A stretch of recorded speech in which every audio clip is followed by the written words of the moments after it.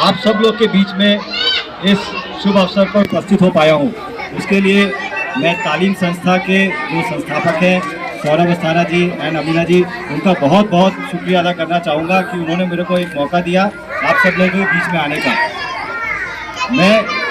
माननीय चौहान जी की बात से पूर्णतः सहमत हूँ कि आज़ादी का अमृत महोत्सव अगर सही मायनों में मनाया जा रहा है तो वो इस जगह पे मनाया जा रहा है। हम लोग अपने घरों में, सोसाइटी में पूर्ण रूप से संपन्न होकर झंडा लगा के और कल्चरल प्रोग्राम करके इसको मना सकते हैं, लेकिन जो एक सच्चे मायने में अमृत महोत्सव की खुशी है वो ऐसे अंडर प्रिविलेज बच्चों को अगर हम कुछ थोड़ा बहुत सहयोग दे पाए, उनको मेन सोसाइटी में लेकर आ पाए, तो उससे बड़ी कोई खुशी की बात नहीं हो सकती है।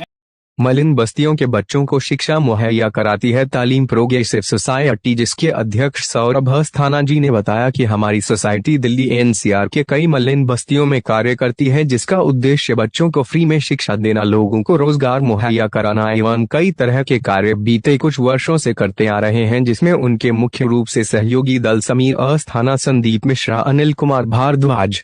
अग्निवेश तिवारी, आकाश तिवारी, सत्यम तिवारी, डॉक्टर शशि खरे, परामर्श समिति सदस्य दाइश संबोधित किया। चंद्रेश शर्मा, वास्तुविद मोहम्मद परवेज, मुद्दित गुप्ता, मुद्दित जिन, सुदीप गुप्ता, परित भार्गवी, सुशांत यादव, तुषार शर्मा, मुकुल आनंदी आदि लोग निस्वार्थ भाव से क्षेत्र में कार्य करते हैं। आजादी के 75वें अमृत महोत्सव के दिन सेक्टर 67 नोएडा के मलिन बस्ती में ध्वजारोहण किया गया, जिसमें मुख्य अतिथि के तौर पर भाजपा महानगर उपाध्यक्ष चमन चौहान, सभासद संजय तिवारी, सभासद रामवीर यादव, भाजपा साहिबाबाद सोशल मीडिया प्रभारी अमित राज उपाध्याय व अन्य लोग सम्मिलित हुए एवं ध्वजारोहण किया, जो कि कार्यक्रम बहुत ही सफल एवं उच्च कोटि का रहा है।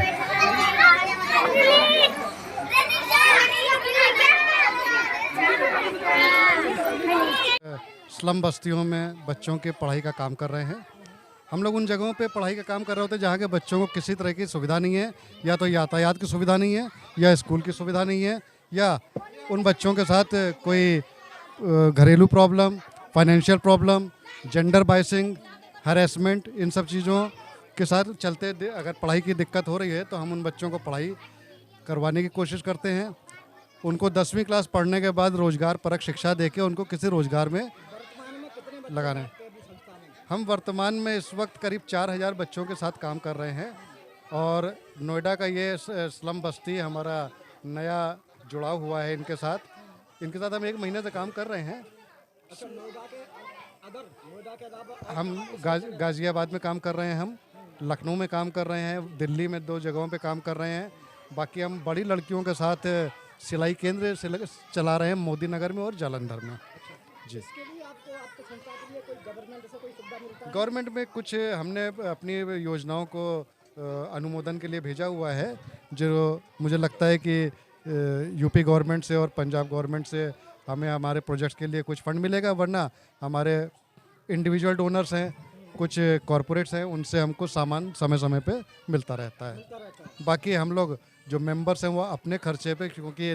देशभक्ति के से सराबोर होकर हम लोग ये काम कर रहे हैं, तो हमको लगता है कि अगर हम अपना भी कंट्रीब्यूशन करते हैं तो कोई दिक्कत वाली बात नहीं। चैनल के माध्यम से आप जनता के लिए क्या संदेश देना चाहेंगे आज इस आज़ादी के अमृत? जैसा कि हमारे